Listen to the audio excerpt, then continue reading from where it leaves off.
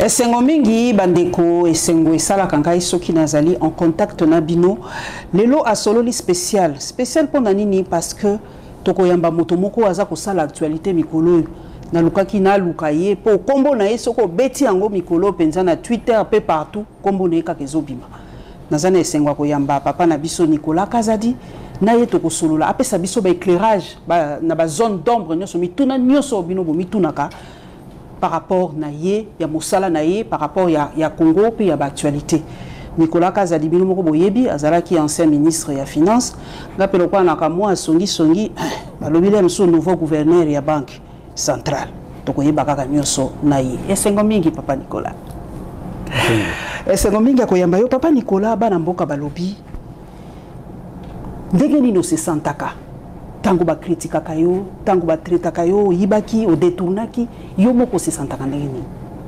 mama eza mawa na kolo bateke na ko sepela kanango mais à partir du moment où on a yebi que naza motema pembe naza na problème te nata la nzambe na kumisa ka nzambe punga na vie na ngai na yebi que ce que o affronter ba accusation lokuta c'est que batwana banguna bamoni étoile moko na kati na yo ezala kaka ndenge wana depuis na botama et donc na yebi pe ils ont continué kan modèle moko na banga kate na zane liki na ngana nzambe na yebi que bato ya motema mabe bamoni eloko ezala kati na ngai papa na nini ba yebisi biso mokonzi mboka azali mal entouré to yebi que Nicolas Kazadi est un très proche du président de la République tango bato balubaka bino nde boza ko pesa mokonzi ba conseil ya mabe ya zalem susu na makanisi malamu mais Nicolas Kazadi pembe na koloba te oyo te boye ya solo wana penza entourage ngai pe na koki koloba ndenge moko oh nous c'est yelinga wana ezaka pona même entourage wana ya mabe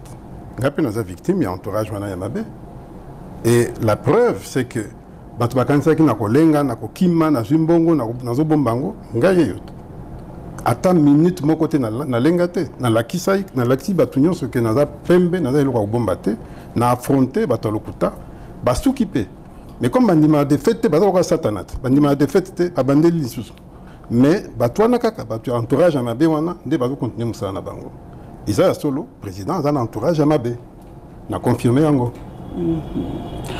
tango bakotanga Nicolas Kazadi eloko liboso bato ngona ka la pandeur forage ba surnommer yo kutu moyena lubango ya lite po biso to kala mo politesse dossier o ya lampadaire forage yo lokola na zuyo betela biso en lingala facile po bato mboka ba comprendre o détournaka wapi o sala nini po lelo kombo na yo ezala lié na lampadaire na forage ngande fona tuna bino ba journalisme tuna wana po tilelo babani na ba accusation na mega constat la conférence de presse boy oh on a besoin de conférence de presse eh zongi sa lampadaire zongi sa forage likambote oh to comité na parquet ngabi bon problème ezate ngai moko na kende pas ba juge na loba na panza makamyo ça clair et comme ngana la na ba to parquet au mona wapi ngana za olanda bango oh te ko ko ya te po nanu ba lever ba immunité na te ngabi ça le côté ata ezate na ko ya ko loba et comme ngana la na bango ti finalement ba keiko senga na parlement lever nani pona lever ba immunité pour ba yokangai mutu azana elo se reprocher à cause d'un comportement le quoi yangai kinga moko na kimaka na sima ba juge na ba que non boya to vanda to lo ba makambo to yeba ceux qui ngai na salini c'est comme ça que je me suis comporté depuis le début tinasuka lampadaire na forage ezali deux projets o ezali que ba signé ngonga na zali ministre te na zalaki nanité bango ba signé ngona ba ministère misusu na gouvernorat ya ville de Kinshasa ngana ebité na futa combien de projets mama depuis en tant que ministre des Finances ngam na memi budget de 4 milliards à 16 milliards et vous avez une idée il y a nombre de projets ngana signé ce qui chaque projet ngana signé et comme mbeba et comme mutaibi et est-ce que ngam na cause na ibi nyoso wana c'est quand même sérieux ngai na signé ndenge ba signé ka projet nyoso o ya 100 jours o yokaka bomonaka ministre Yav il t'a signé 4 est-ce que ba ndela ka aye ko témoigner ici o ya matata oyo babengi kitebi yemta signaka est-ce que balandela kaye non balandeli mutu oyo azaki ko contrôler sika mbongo ezokende ezala kandengo wana mais oyo ngai komika ka batali kaka ngai rubota mutu azaki responsable balandeli était comboné zobimate malgré que ba condamné on dirait ba ça de l'autre côté kakangai bon on a bien que ça qui complot contre ngai et pourquoi complot contre ngai pour na résultat na sala qui betela biso nano lisolo ya forage et banda tango yo yaka okuta kango na niveau nini na kuti projet déjà va signer nyoso prédécesseur nangai ezalaka nani prédécesseur c'est le Yaraguli a commis ministre ya développement rural Oya Kala alobi d'accord na signé une instruction ya hiérarchie a commis yango bien na lettre que nazo futa nazo luka moins natala ndenge na futa ndenge toyokani na kosala montage pour na financement nango ndesika ya sukaki ngasi ko na ye nazwi tanga Nathalie bonabi ah c'est quand même bon ebele Nathalie pe entreprise yango ya Maïka Senga nabi mais yé c'est le premier projet na ye na makoma mayo est-ce ka okoka ngamoko na ba doute na ba doute na commis ah entre temps balapader yango ezaki combien papa tout dans ba forage non ezaki combien ba forage ezaki 1000 forages 400 millions de dollars ça fait à peu près 400 000 dollars par forage mais c'est un forage simple à boité et ça ba station à forage donc ezali différence il faut ba mboka ba comprendre les ezali forage ndenge biso kosala ka quantité ata ba lobi ndenge nyoto boko boya na bino koyoka ezali ba station à forage donc ezali ke ba tie basana château d'eau réserve maï et puis traité na maï et puis batambisi yango parfois 2 km 3 km batwazwaka normalement ils a projet ndengwana le même type de projet tout ça là on a Banque africaine de développement juste avant yango projet yango comme on a prise tout ça là on forage monsieur et matati ba 700 000 dollars et maintenant ba 300 et quelques mille ti ba 700 000 selon bisika selon profondeur tout ça donc pour nangai 400 000 dollars par forage c'est le cas gravité. Mais malgré on a quand même que au projet de ça qui liboso aux comme 700 000 euros on a que château de Basali à béton armé à Munene monsieur on était à 7 km quand on a comparé na on a dit ah na boité tout ça qu'on a 100 000 mais ouais bino 400 000 na moins mingi beaucoup nan botala ngoli sous baké batali yango puis bazong babino biso comme toujours qu'il devait élection, tout ça le sacrifice, tout le sous 340 stations au lieu de 1340. Est-ce qu'on a pas boya? Parce qu'on a vu que la prise à niveau, on a pris à mon ébélé.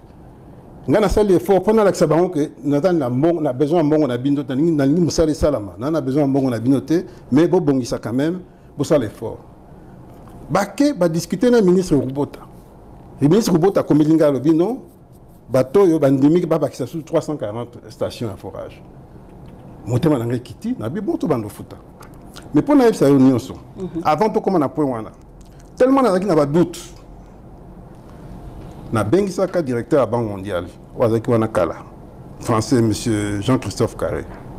Na ebisie. To na projet moko awa ya ba forage mais na ebité ce qui entreprise wana akokabe pour asa. C'est la première fois ça modèle projet modèle voilà. Est-ce que nous avons un moyen de bon pas bino que vous ça le même projet il y a 400 millions il y a coupé ça ba tout mai. Ah bien ils ont idée moi bien to côté labo to que travailler. Mais au lieu de ça la noki pour moi ça malé de mingi et ça quand en septembre 2023 ne ba ko ba que non tout ici. Oh biso to comme peine élection to ba qui que non tout ça la noki pour oh ya biso salama avant l'élection. Avant l'élection. OK. D'ailleurs, tout se rattraper, pour ça, et puis, les sous la Banque mondiale, il y a un projet comme on a passé, et là qui est un peu différent. Tout ça, va forage, pas batté, tout ça, un peu la latrine, dans la classe, dans l'école, donc, comment est-ce modèle tout bien, non, il y a un simple forage, et ça, on appelle Noki pour battre ce là. Donc, comme c'est comme ça, tout continue quand on a Biswana, on a Biswana, il y a la Banque mondiale, et il y a après. C'est ce qu'on a fait. Maintenant, il fallait accélérer. Robot a tout accéléré. Entreprise Wana ici et importé plus de 300 stations. Bon, oui, papa, en procédure d'urgence. Ça, c'est pas un problème. C'est pas un problème. Parce que tout ça, quand on a procédure d'urgence, c'est un gars qui a prêté. OK. Et maintenant, on a commis, pendant ma procédure d'urgence, au même moment, on a commis le ministre à budget. Boji, na yebisi tala na zo futa boy na procédure d'urgence, yo mo sala tout pour régulariser. OK. Dans ça, je réponds jamais. Entre-temps, tout ça, politicien, toujours qu'une élection, président, il fallait tous ces pélissaïs, nani salama, tout bani pour ça, tout fouti bangot. Mais c'est qu'on suivi à dossier Zangaïté, ça ministre Rouba. Donc, si les lots à ta non, basala quand même. Mais, et là, si quand les qui moi m'abé, nombre d'appui, on va déclarer que basali, et ça qui en côté. Basala en dessous. Okay. Mais baso ça là quand même. Et pourquoi baso qui retard? Pour ministre Rouba Tandé, il fallait appeler ça bango bisika ya kosala. Yépe kuna manœuvre. Si quoi, et là, et quoi ici Rouba Tazali nini? Ezali que tant qu'on a ici bango, mais nous avons que bosali 89 stations. On a sina fouti pona 200 et quelques stations. Vous savez que na bakisa, na ko bakisa te, na bloqué Kawana. Na mois d'août 2023. Na bloqué Kawana, ba komelinga so combien 10 fois. Na habité na ofuta souté. Mbongo si ebimaki. Si ebimaki, na biboko kisana no mbongo bozwaki. Bolobaki ko ba mbongo ebeli po noki. Na suivi Kawana. Rôle ya IGF siko na kati ya lini po ye mutu a contrôler ka balobi en aval na avec la mission moko politique.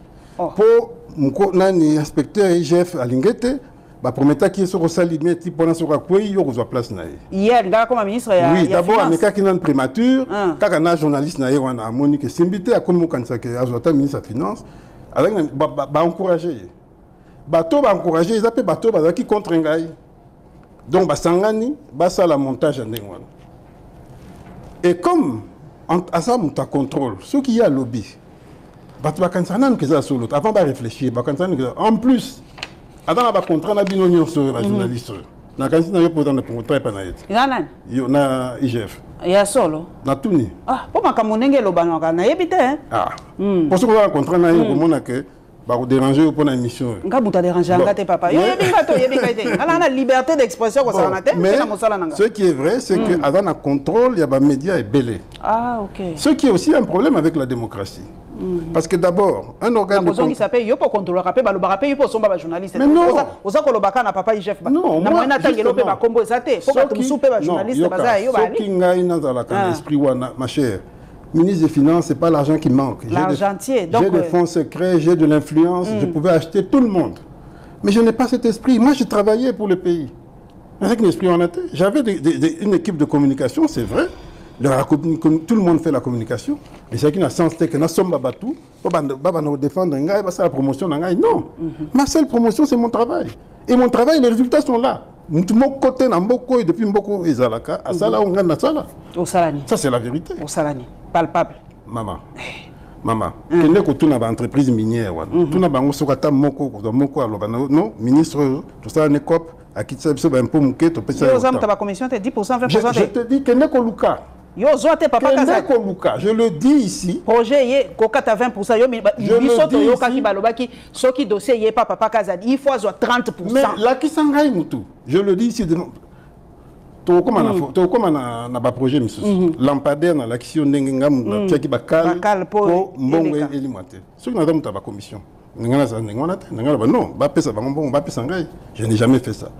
Na mi oyo wana kutu ba projet na ngai te ba ministère monsieur oyo ngai centre financier na arena ko moni bino moko ndenge na sali bango nyete ba na kanda na silate wana donu non il y a pas de silate maman on se na arena ba sala na 1 an bien na 2 ans oyo biso to sali ça miracle centre financier tout ça on a 18 mois c'est un miracle bon il ba couper ko kumisa eloko bien.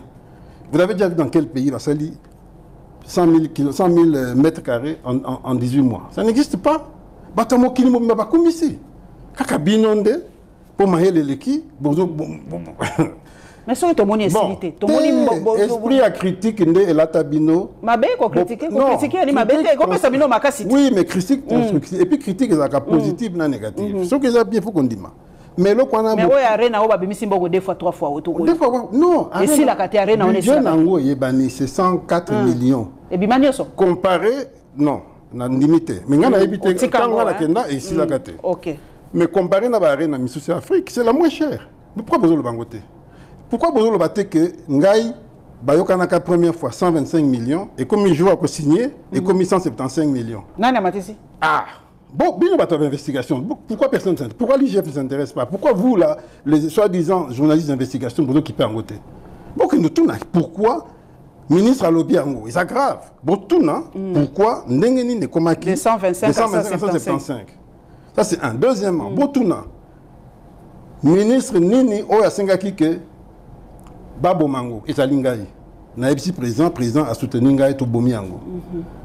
Yo kan siki na otika la tranquille. Bongo francophonie, yo pe batanga ngona. Non, francophonie kutunga na dans la kanda nango makasi. Oh. Pour na yebi ki basali ba bu moko ya kusakana te. Ba détourner mingi na francophonie hein. Mais comme bazaki entre bango ba yebani. Basali makam na bango. Moi au contraire ba gangelanga une fois. Pour na kritikaka makambo ya francophonie on a dit métal. Est-ce que c'est normal ndenge mataboy? Mais en réalité, moi je n'ai rien à voir dedans. Mais le problème dans ce pays, quand tu es dans la mafia, tu n'as pas de problème. Quand tu n'es pas dans la mafia, vous n'avez pas de problème belé. Parce que tu déranges tout le monde. C'est ce qui m'est arrivé. C'est ce qui m'est arrivé. Mais pourquoi aucun journaliste n'a relevé le fait que lui au moins, et l'autre qui 125, comme ça 175 millions, à BBC Ango, Poison Sango a 104 millions. Pourquoi personne n'en parle? Non, il a surfacturé. Pourquoi personne n'en parle? C'est pas normal. Un pays comme ça, c'est un pays qui n'a pas d'avenir. Et l'autre clair, pourquoi personne ne reconnaît que il y a un lampadaire, il y a un blocage. Si quoi lampadaire, et ça m'a combien? Bon, lampadaire, c'est 2500. 2500 lampadaires. Si quoi? Non, il qui commande à 2500 lampadaires. D'abord sur le prix. Et c'est comment? C'est comment Nyonso? Grâce à Ngaï. Ce qui a été, mais grâce à Ngaï. Contre l'avis de l'IGF. IGF a dit qu'il va payer sa fournisseur en bongo. Non. 30% si coquille, nous sommes ça les salama. La commission elle se comporte comme ça. Non, la commission se comporte comme ça. Elle dit non, vous payez 30% à ça, au Etikali, vous foutez à la fournisseur, on a pour tout assurer que bloque comme. Et si ce moment la commission elle se comporte à ça c'est un. Pourquoi personne va commission a été? Car au finger, na yopé, car au finger. Na yopé. Nanga ipe. Au finger nanga ipe. Ma bête, non ça musa nanga. Au finger nanga. Musale. Mais na finger yote, na lobby na critiquer. Nga tuka na finger kate papa nanga eduka nga bongo te mais soki na critiquer. Na lukai, na luki yote pesa nga éclairage. Na finger te. Papa Nicolas Kazadi. Au finger nanga ki naza voleur, que na. Au finger eza loko mususu nga na finger kate papa. Eza ko finger te. Na même c'est le tweet na yo. Ça le côté na sina. Na pardonné bino. Donc otanga ba tweet nanga menga la finga kate me tolobaka o tolo lokolo ya wana lelo tolobite to luka yo kasi opesa biso lokolo lobito finga yo. Bon, l'issue non so sa politique il faut ndima peka moi wana. Nasi yango na limite. Ndima kaka. Makambo ya nani balobi sur facturation ba lampadaire. Makasi. Maman, lampadaire oyo bazolo ba wana ya Solectra. $4,900. Au tali capacité nango 60 luxe. Lampadaire, il y a Proton, il y a groupe Raoji. 30 luxe, donc la moitié nango, na makasi. $6,200. Mais on a pas mouni angote, et les clients ont kabou. Kakao wana nde ba surfacturation. Surfacturation ngo ngam na chiba kal po isala. Vous avez benemi belé hein. C'est ça le problème. Yo pe kota ka mafia te, vous avez benemi belé. Ah, on lobi ango bien. Mais na kota mafia te. Ceux qui pon na kozanga poste.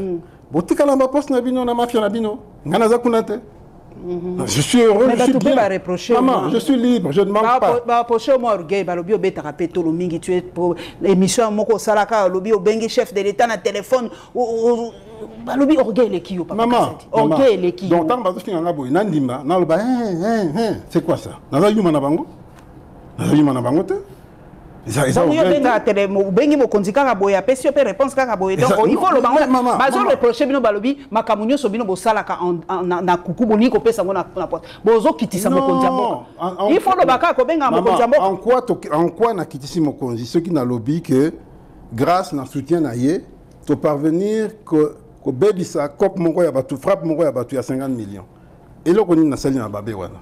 Tant que bakango na aéroport awa tant ministre de justice ataki moi est-ce qu'il fallait le baka que mon continent ta sauva pas ni bozote mon problème parce que le bien ta sauva kayo a sauva ngaité au yenda permettre kayo bima na aéroport non maman o ya permettre ngana bima ezali procureur général près la cour de cassation a soit injonction mon condi alors c'est faux il a signé mukanda pour na bima na komi na moment ko bima ministre na bino la justice oyo nde a komi ko sala agitation a fouti batou ba nous sala ba tweet ba lo ba que non ba okanganga que na voyager et tout hier muto sali intervention contre la justice et pas mon chef de l'état pour nabimate c'est ça la vérité donc ceux qui muto sali intervention ils allaient ministre ils allaient ningai ni chef de l'état c'est tout alors mais vous le savez vous avez la capacité de comprendre mais n'hésitez pas vous sélectionner Marama Oloba c'est ça la vérité lui il a fait une intervention Ok. Papa Nangai, balobi, papa Nabiso Godin pour yalobi, en tout cas, gestion mikolo ya finance publique ya malamoté. Na ministre Sika, Doudou Fambato Pesi Mbote, mais gala ngina tuna yo, tangu bana mboka, balobi nanga lokolo komona papa Nicolas Kazadi. Balobi mbongo ezalaka na mboka na biso. Tangu balobaka le Congo ne manque pas d'argent. Oh bon et tout. Mais yom doza osimbaka finance na mboka. Est-ce qu'on a vraiment l'argent na mboka na biso to ezamite? Maman, mbongo ngai papa nanga aza économie, azalaki économiste moko de renom et il m'a éduqué correctement. Aïb Sangai toujours. La fortune, ce n'est pas la quantité d'argent que tu as. Okay. C'est comment tu gères ce que tu as. Et il y a des gens qui gèrent tellement bien le peu qu'ils ont, et il y a des gens qui sont irresponsables. Des problèmes, toi, on beaucoup. Nous avons une expérience. On a mis un budget de 4 milliards à 16 milliards. Au fur et à mesure, les hommes matin, rubrique peso bakisama. Prix mezo bakisama, bananzo bakisama ti pour salam longa il faut bunda. So bundi te so kenekabwe. Pour moi été dernièrement basu 30 millions de dollars jetons de présence de Mikabi. Oui bien vous. Donc c'est ça le problème de ce pays. Donc ça gestion na biso moko to binde ya osela moko. Mais c'est ça le problème. Je vous ai montré pour na assemblée, Sénat nana. Ba dotation na bango. Oh il y a 2017-2018, ils avaient qui 5 milliards. Par mois. Par mois. En 2022-2023, il a commis 47 milliards. C'est dit presque par 10. Mais vous avez ministre des Finances, il y a budget et qu'il y a une institution. Un projet de développement. Mais mais 80% budget qu'on a dans institution. Mais ceux qui ont le bien, c'est ça qui m'arrive. Mais c'est la culture congolaise. Tolingi, jouissance ming. Ceux qui m'ont dit Tokabolanan, tu réfléchir après. Mon projet, Tokabolinan, tu réfléchir après. C'est ça le problème. Mon fonctionnement, Tokaboli, tu mis petit salaire, prime, tu réfléchir après. Comment veux-tu expliquer que, dans le premier mandat Mobimba, l'État a créé 53 établissements publics à Sika. Donc c'est des gens qu'il faut payer et tout ça. Et puis on les crée en cours d'année. Même pas de prévision budgétaire. Oui, on les crée kili. 53 en 5 ans. Donc, et puis ils commencent à recruter et puis ils n'ont même pas de cadre limite. Alors, comment recruter, tout ça. Comment veux-tu qu'on s'en sorte? C'est ça le fond du problème. Mais bon, yom tokuta na mokonzo ça qui que ça ne va pas. Na conseil des ministres, non obeta lisoni. Toye mais ça matata. Ko kanzate ça simple, ça matata. Mais ça bilo moko comme tout ça famille moko. Famille Congo, il faut qu'on soit temps à expliquer à Batouba comprendre ça. Mais il faut peu courage à ça pour avancer. Et rien n'engage peut-être des équipes qui ne sont pas mingi. Pourquoi? Parce que nous avons une expérience à Bambo Kebele. Nous avons un outil qui est ici Koyo et Zamabe. Ce que Mbangu au bimi faut mutu. Alors là tu sais kindoki. Mutu na moko batu balobi obundisa ki batu bazai ko loba sele ya laguli azai ko linga ko bimisa mbongo te yopo balobi osaki parmi batu bazai ko se plaindre mingi na sele ya laguli ba projet ne so mokonzi mboka azai ko tia kaka stop aux place na ye okomi balobi ofungoli ndeje balobi pa na yo ndezalaki so babengi 5 millions papa kazali apesi babengi bobabi eloko bande ko luka yango ngali solo ngana ebi ba ke ngana futaka te na damu ta blocage na kambe on ezalaka sele te za yote ngai pe yope balobaki pe ta blocage. Pourquoi? Parce que tu as 100 millions à battre. Attends, c'est payé ici 50 millions. 50 millions msusu bakoye loka kamabe. Donc c'est ça le problème. Et pourquoi battre balingi mbongo ya ofele balingi msalate. Balingi msalate. Et ce que tu continues quand ngwana maman ataba cuivre na cobalt et sali biso que sali que tu commis na budget à 100 milliards. Tu koyoka na kakate. Pour tout ça kimia te tout ça calme te. Des problèmes tout ça nango. Comment vous pouvez-vous expliquer que entreprise publique à ta mon côté et ça la cas va bénéfice à ta mon côté tout longola kaka Sensap na nani INSS wana CNSS mais bango ils a pour entreprise publique penza te parce que là bango bato mais au nyo c'est kali à ta mon côté ça va bénéfice pas de problème mais tala bango bazomi fout entre bango. On a un conseil d'administration, 50 000 par mois, 100 000 par mois. Mais bah gagner peut balo ba fonctionner bah comment foutre matin et dodo font ba gagner hein. Ngala moi songi. Ah bon? Na époque na yo balobi ba ça y a moko ba foutre mité et moi après 3 mois après 4 mois mais lelo balobi ça parmi ba voilà ba foutre pour le banengwana. On a un commentaire. Parce que au lobby faux. Oui, na lobby faux pour le lobby vrai. Lobby so que ça faux. Mais non. Pourquoi lobby a réussir côté on a pas fonctionnaire, bazo futa ma fait du moins mais na période où ça problématique. Tout n'a pas fonctionnaire, ce que solo na okumisa na obeta maboko. Tout n'a pas fonctionné à Bamako. C'est tout ce que moi je peux dire. Ce que moi je sais c'est que quand moi j'ai quitté le poste de ministre des Finances, je n'avais aucun arriéré. J'ai payé tout le monde. J'ai laissé 1000 milliards de francs congolais disponibles dans ma compte. Tout était nickel. C'est ce que moi je sais. Mais moi je sais que moi je suis député, je n'ai pas encore été payé. J'ai 2 mois de retard.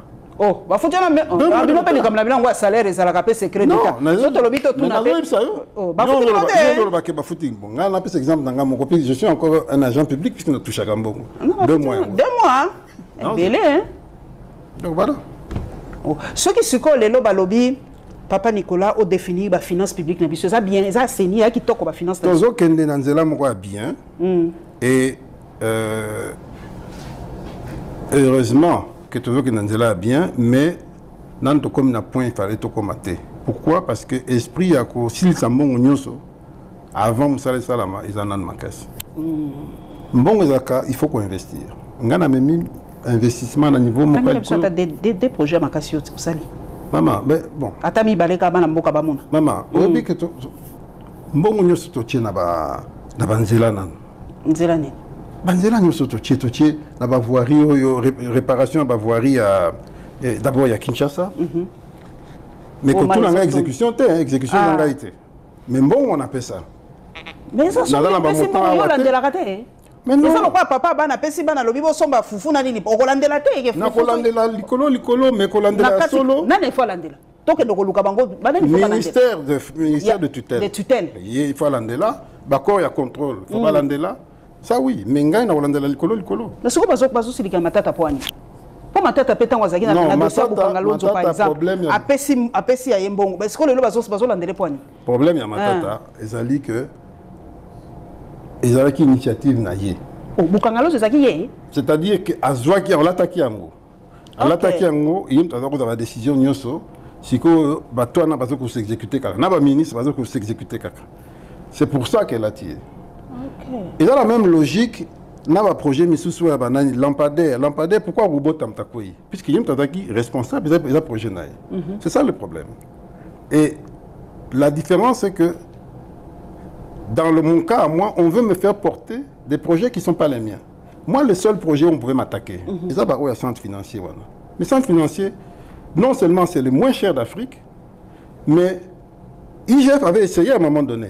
Mais quand il n'était pas ça, là-bas, chrétien et tout ça. Mais tant on a siliki dans tel bango, bah comprendre, yemoko alingé sali communiquer pour le bac non, il n'a rien à voir. Oh, nous sommes bilobela. Ah, ça, et donc, moi, ma bête, mon de ces projets vont continuer. Mais bah, immunité, les lopos, banamboka, et dossier, papa, ma tata, ça, se plaindre à lobby, bon, il y a papa Kazadi, bah, immunité, naïe, tout ça. Bah, tu vas comme les locaux comparer à papa, ma tata, pour bazon, mon arra, il n'y a pas à la finance, il y a pas immunité, il y a bazon, il y a moi, confusion, moi, oui, ma tata, c'est un ami. On a travaillé ensemble à la Banque centrale pendant plus de 10 ans. C'est un ami. Donc, malgré que tu cabouana politiquement, nous avons moi compassion pour nous. Parce que même Bozab, adversaire politique, nous avons souhaité nous m'abêter. Nous avons dit qu'il ne faut pas. Mais ici, il y a confusion dans ça.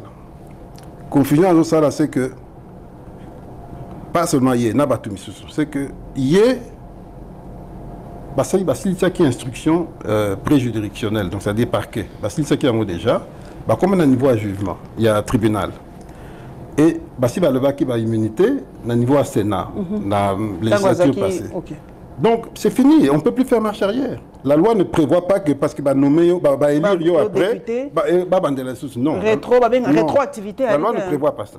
Donc immunité. Non, sur ce dossier-là, ça va continuer quelle que soit l'élection. Sauf peut-être si vous avez élu président de la République. Oui, la loi prévoit que toutes les poursuites sont bloquées jusqu'à la fin du mandat. Mais pour non, ça doit continuer. Yo, conseiller Nina, qui n'est pas à Kosamba. Moi, je vais vous dire. En tant qu'ami, moi, j'avais même des doutes sur les accusations contre lui, parce que Naïba qui ne pas à l'ingété, je connais la légèreté de l'IGF. Donc j'avais des doutes. Moi-même, j'ai été victime. Donc j'avais des doutes sur la consistance des accusations contre Matata.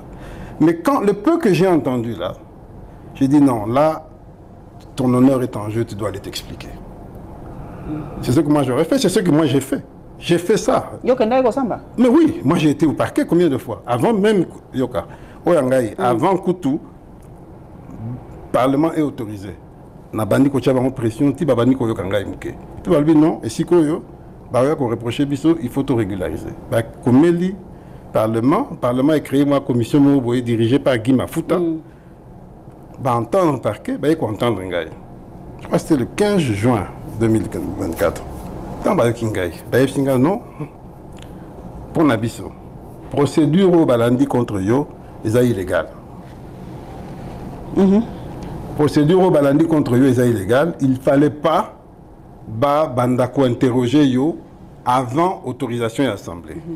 Deuxièmement, pour un fond et dossier, selon Oyotoyo qui n'est pas procureur, n'a pas na yo, tout le monde a place na yo wana. Donc pour un biso, commission wana spéciale, tolingi to boyango, que tika ba poursuite contre yo. Banani audition contre eux. Ngai si qu'on a MC bango non. Ngai moko na sengaki bayokanga avant. Ceux qui pour ça ils n'ont pas besoin de protéger quand on a caché le moko. Na boy na lingi tokeneti na suka. Bo autorisé que bayokanga. On assure, oui nous assure. Pour na biso tout le monde le moko te que ba entendre. Ngai non nous assure botika tokeneti na suka. Ne ba ko décider. La vidéo est allée. Dans la vidéo, il y a Guy Mafuta, puisque tu as le rapport qu'on a plaigné, a expliqué bien, elle dit non. L'honorable Kazadi lui-même a souhaité être entendu. Donc, compte tenu de ça, tu es autorisé. Voilà comment un homme d'État se comporte. Donc, Lelo, la Pader Rango, Baposa quand même. Baposa quand même. Là, c'est ça. Sikoyo. Nake, na parquet. Ensuite, procès bandit, procès d'acquis public. Si on a un site droit et justice au Rwanda, mais curieusement, Bino c'est pas journaliste, Bolimi attaque au Kangote. Unka Kuboa Kaba Nani. Aïbaki, ceci, cela. Mais Bolanda dossier, Bolanda au lobby, Bosenga par rapport, vous étudier, Bino pas investigation. Bolingi Angote, Kako Finga. Papa, on a un journaliste d'investigation. Quand il y a un plateau, on a un journaliste d'investigation. Moi, c'est l'interview. Investigateur, il y a investigatrice, il y a un débino. Papa, Lelo Oyo, ce qui moi, dans le lobby, et si quand il y a un lampadaire, il y a un forage. Mais maman, beaucoup de nous, beaucoup de lampadaire. Beaucoup est là. Daniel Bumba est là. Mais il y a un puisque. Ngobila Boyango? Ngana ko yebisa yo kaka o ngana yebi. Na yebisa no o yoka bien. Et là qui 2500 lampadaires. Ba fournir je crois 1900. Ba tchétché na bandela nyos. Et qui ba 600. 600 ngo il fallait je crois la route de Matadi. Route de Matadi ngo ba bandi ko timola po ba tcha banani. Ba piquer ba tcha ba lampadaire. Entre-temps Daniel Bumba a zui et Bonga ya gouverneur. Daniel Bumba a 5 entreprises, alors dit non, bo stopé na nwana, pour biso to lingi to tchango na nzela mususu ozo tongama. To lingi yango sukunate. Bah on va le bon, problème est mais entre-temps, biso tout ça li ba dépense. Déjà to perdre mbongo na projet wana ka pona makamba IGF, mais tout ça li ba dépense, to timolia wa et tout. Si ko so to ke tout ko timo la place mususu, nanya ofuta biso. Babindon, bondi makaka, tout ça, bandimi, baozela. Ça fait 5-7 mois. Gouverneur, Azoko Kawaii, ça a monté que Bochango ici. Donc, tout le matériel est là, ils ont bloqué. Ils ont bloqué. Mais quoi qu'on peut battre? Justement, c'est ça le risque. Surtout que, donc les 600 lampadaires ils ont bloqué. Surtout que, lampadaire, ça la cana, batterie. Batterie, ils ont la garantie à 4 ans. Mais si on compte tant et ça là qui n'a pas déjà 4 ans? Et tu as comme 3 ans. Natangela opo yo ebisi biso arena o ya biso ezali moins cher. Ba ebisi biso Kigali arena 10 000 places 16 millions d'euros. Dakar arena 15 000 places 16 millions d'euros. Kinshasa arena 20 000 places 105 millions d'euros. Maman, est-ce qu'on dit bien en gros, 10 000 places 16 millions d'euros à taille. Hein? Non, c'est du n'importe quoi. Mais c'est ça, qui n'a pas sur le chiffre. Ce que j'ai benganaï.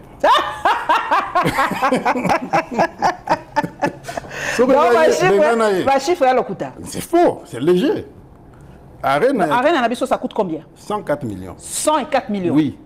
Oh, bah, signé on a baby ça, on a 175 millions, on a baby ça. Ah, ok. Oh, bah, on a signé, quand on a Turc, na Mozambique, 15 000 places. Biso 20 000, 15 000 places, 178 millions.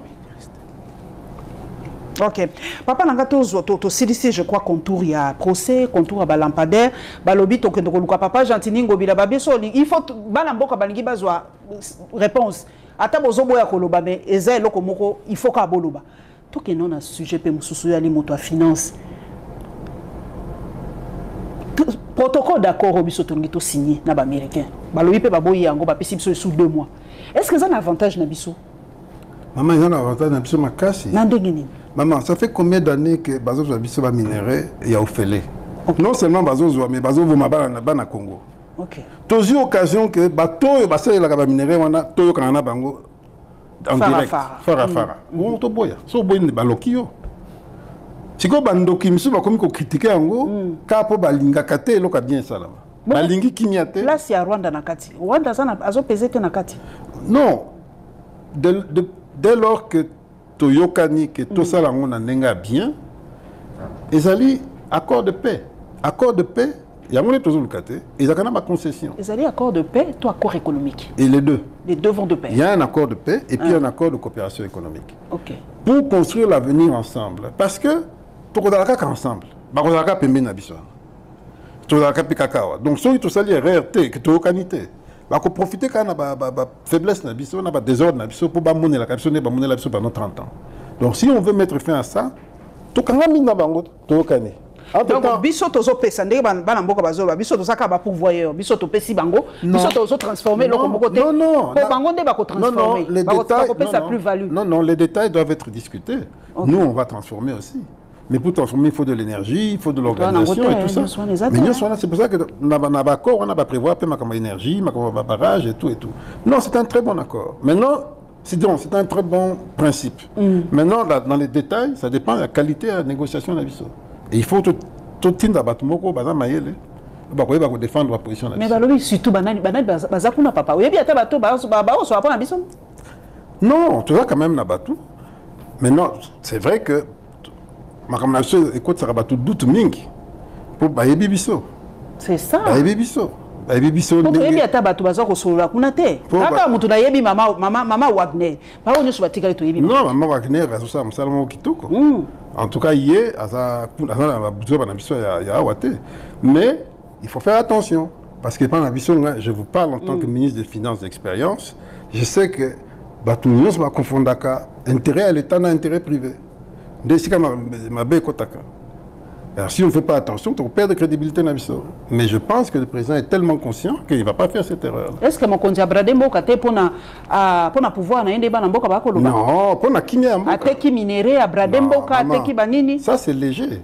Est-ce qu'on dit que pour la première fois dans l'opportunité aussi Sabitumba on a libéré non seulement aussi Sabitumba on a libéré mais influence il y a Mabé ou il y a Rwanda il y a 97 et Abdel tout bombi on peut libérer mais ça délivrance. Ils délivrance c'est bon. Est-ce que les Rwandais vont se laisser faire?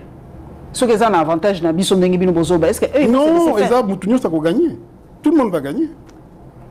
Mais maman, depuis 30 ans, les Rwandais vont profiter de ça na Bozoba na Bisson. C'est ça qu'il faut comprendre. On tourne à pour na les bazo finga matin midi soir. On a dit que ceux qui osent affronter les Cambo, ils ont tina. Ceux qui peuvent vivre l'humiliation pendant 30 ans. Et moi, j'étais conseiller financier du ministre des Finances en 94 à 97, Tango, Afdel et Côté.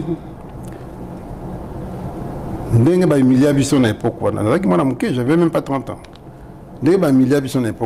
Et Tikalao. Quand on a amené à Bafdel, on a dit jamais na vie nangai. Après, on a quelque chose libanda et tout. Quand on a la position du ministre des Finances, dans le lobby Nzambe a lingi que peut-être tout royo, tout longo la humiliation de Zouaka dans 97. Malheureusement, Armée Nabiso, ils ont un rendez-vous à Nate. Armée Nabiso, les coca qui m'a camoté. Donc, quand on a une diplomatie, ils ont chance. Pourquoi ils ont chance? Parce que tout ça, l'institution est en place, le président, vous allez élu proprement, tout le monde côté à contester en vous. Contestation, ça m'a cassé. Sur l'élection à 7 jours, contestation, ça l'a qui? Maman, vous pouvez contester peut-être sur les législatives, mais présidentielle, c'est impossible. Pour qu'il me mette. Et donc, c'est parce qu'on a cette chance-là d'avoir des institutions. Parce que Bitumba Afdel, pas ceux qui ont des institutions, alors qu'ils ont des minéraux. Mais tout le monde est que Bisso, tout dans la institution. Nous avons un petit poteau. Ils ont chance, Bisso. On fait cette négociation, on finit la guerre et on continue la démocratie. C'est quoi Balobi Corneille Nanga rébellion au vivant qui a fidèle. Est-ce que rébellion est au Salamalelo na Corneille Nanga et ça a une similitude na au Salama Yafdel? La seule similitude est dans mon thème à Mabé, il y a des Rwandais, il y a des traîtres congolais, Balinko Sakanamboka. Il y a des Zoba. Et bien là, tu peux comprendre que les gens puisque de toute façon, tu dois gérer ma cambo parfois. Et puis ça va pousser à les bateaux. Ils vont comprendre que les gens kitoko, ils vont comprendre que les gens occupés. C'est ça la seule similitude. Mais il y a tout le monde dans mon cou. Mais ils vont vendre autour d'une table. Ils vont solater dans 23, tu vas non, bavani déjà na doa bazar solo là déjà. Papa nangai balobi biso toza makasité na lobi oza ministre finance. Mais na yoki quelque part balobi mo continue biso bimisi mbongo belé na balobi. Rôle ya lobby ezakali. Justement, lobby et koki koya ko salisa yo ceux qui yo moko za sérieux. Mais ceux yo moko sérieux zate. Et pour compenser, vous avez un président a dit non, vous avez un mingi dans le lobby, vous avez des photos dans la sérieux. Et heureusement, les Américains peuvent avoir la même vision. Ils disent non, photo solo là. Photo solo là, entre vies. Quand ils ont belé dans le lobby, ils ont plus image moi ma vie. Il y a un monde qui va longuer le lobby, mais bon, qui est belé, hein? Moi qui n'ai pas de oh là là. Oui, quoi que ça, là, moi, un projet sociaux. Mais il y a 5 millions, on est foutamate. Il y a solo. Heureusement, bon, comme a quitté, parce que la diplomatie, mon conseil, ça pense, je sens qu'il y a solo. Ça portait des fruits. Mais il y a un autre comme un point haut. Maman, attends, mieux c'est bon guité. Mais na point haut, tu commis, les alliés pour, commis koyo kabiso. Diplomatie, ils en ont bien été, tu en as un effort et belé à ça, tu en as la chance d'avoir un ministre, il y a bien, ou à solo bien. Mais ce n'est pas suffisant. Il faut un réseau d'information, d'influence. Carnet d'adresse sur le Zangui. Oui, mais c'est sérieux. Si l'autre aussi carnet d'adresse sur le sérieux d'être aux Zangui. Parce que ceux qui sont sérieux, ceux qui lobano, ils ont dit que tant yo lobby, c'est ça la force. Papa Tozo qui m'a dit qu'est-ce que moi j'ai fait? Moi, je suis le premier ministre des Finances qui a terminé un programme avec le FMI. Programme de FMI. Non, jamais. Non, c'est pas la même chose. C'est pas la même chose. Mais moi, j'ai fait ça parce que pendant 3 ans, ce que je disais, c'est ce que je faisais. Mais FMI peut bon ça en bocate et d'arraper dans développement. FMI balobi a rendu ko bon mabiso li sous l'Afrique. Comment vous sur total Ibrahim Traoré raboyi coopération na ba institution ba Bretton Woods. On dit que Burkina ba wuti ko comme la FMI, c'est quoi? Ba commune ba singi ba aide. Ba singi aide. Vérifier. Il y a solo. Non, maman, réalité, c'est la réalité. Binonde bolinga populisme mingi. Boke neka na populisme boko kufa. Il y a solo. Mais mboko pe lingi populisme mingi. Et yango ndeko bomamboka. Donc ba comédie bango na kuzuke ba ko sunga bango hein. Nazo yebisa yo kende ko vérifier. Ouais, to ko vérifier pour nga biso to ka pensa ki bakati coopération ba vérifier ko mona. Mais balobi papa soki mboka pezo géramé na moi panka balobi bino bato IDPS. Yo ça d'abord na kani. Kabundu to oyo mususu kabuya to na kante ngai kana ngai za UDPS point. Mais ezabi balé bozana deux secrétaires généraux. Ezaka moko papa ezaka mo nous kolana ba biloko on était. Mais image bozo pesa biso yango wana. Non, ngape nazo regretter image wana parce que on mérite pas ça. Ezaka ba obi hein, c'est un pays jeune, les gens sont jeunes, démocratie en sika maele na ne quotidien mais il n'y a qu'un seul parti et c'est le plus grand parti du pays. Donc, parce que le pays se renforcera à travers les partis politiques. Et c'est dommage que le plus grand parti, qui est un des rares partis qui a une vraie histoire de combat, écoute la Makamaboy. Mais 32 ans de combat, en tout cas, c'est bien le pouvoir et le côté. Mais le côté, mais Tobimsi Mboka na Makamebele. Combien de morts? Maman. 10 morts. Maman. Ça c'est vrai. Qu'est-ce que vous faites? Étendu à ma problème.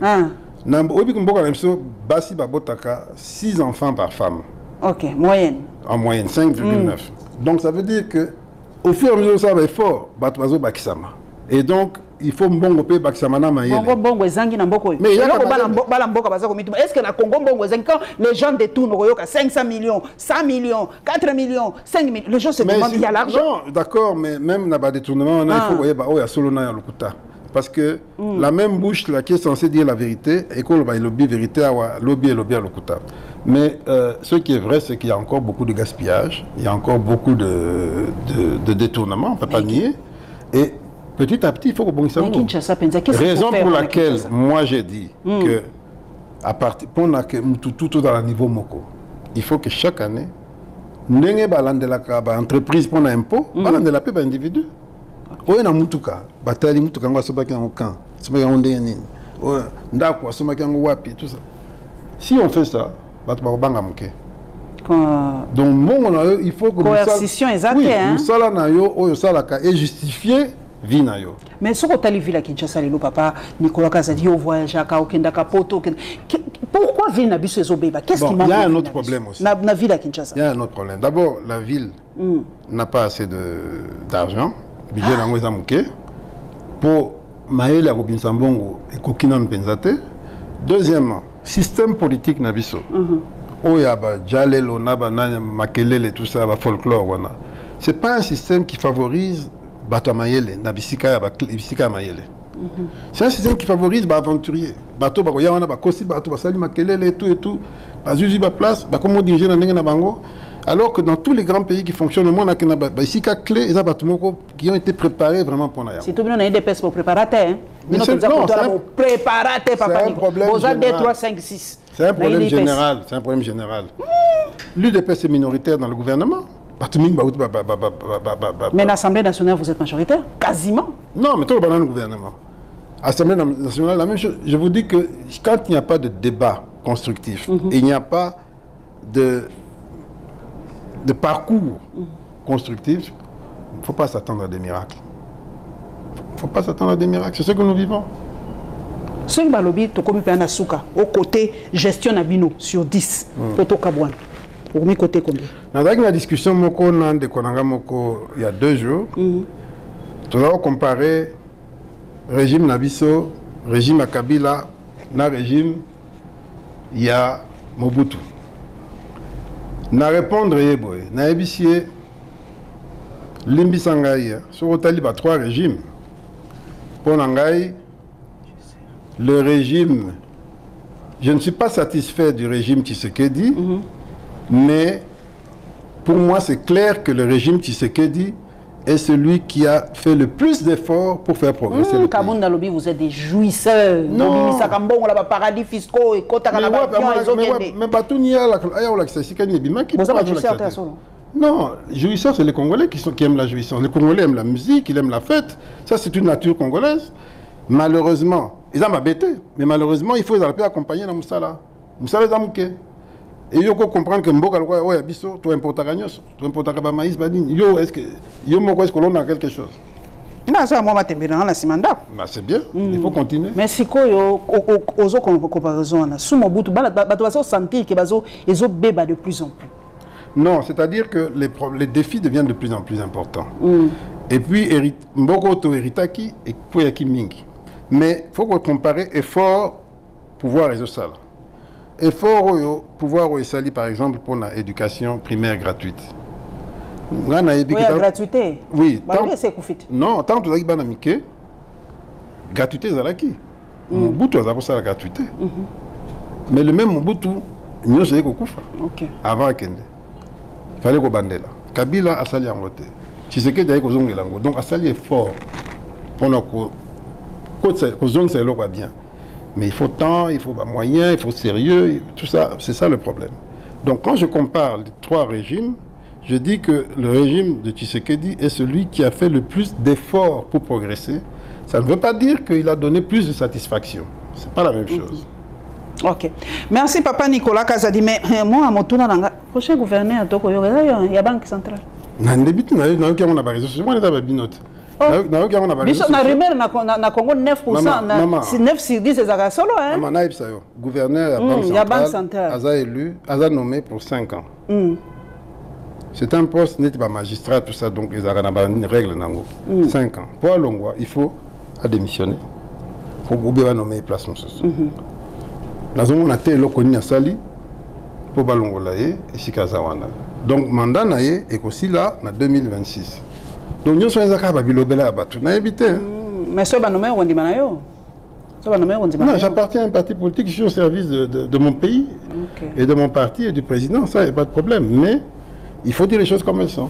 Ok, donc ce que vous avez vraiment parmi mes ambitions à yoter aux la gouverneur, binope ba congolais botika pe moi songi papa nani Nicolas Lobi soki ba pesier a kondimana parce qu'il est au service il y a parti politique na ya UDPS mais UDPS peso pia biso moi son ndenge yo moko Lobi bon mais kana ko bongisa na UDPS grand parti ndenge papa Nicolas Lobi bobunda voilà qui s'abisso fruit à kobunda na bino po bozola qui s'abisso ezopia biso moi. Merci papa Nicolas Kazadi en tout cas d'avoir permis à ce que to ko solo la po au chrétien biso trop ba journaliste depuis émission mon alanda au chrétien biso fort yanga lobité na kozong sa chrétien nga mona ko lukai bien que yo lobito lukinga beto lukani kaka mais attends la chrétien bino tous ensemble.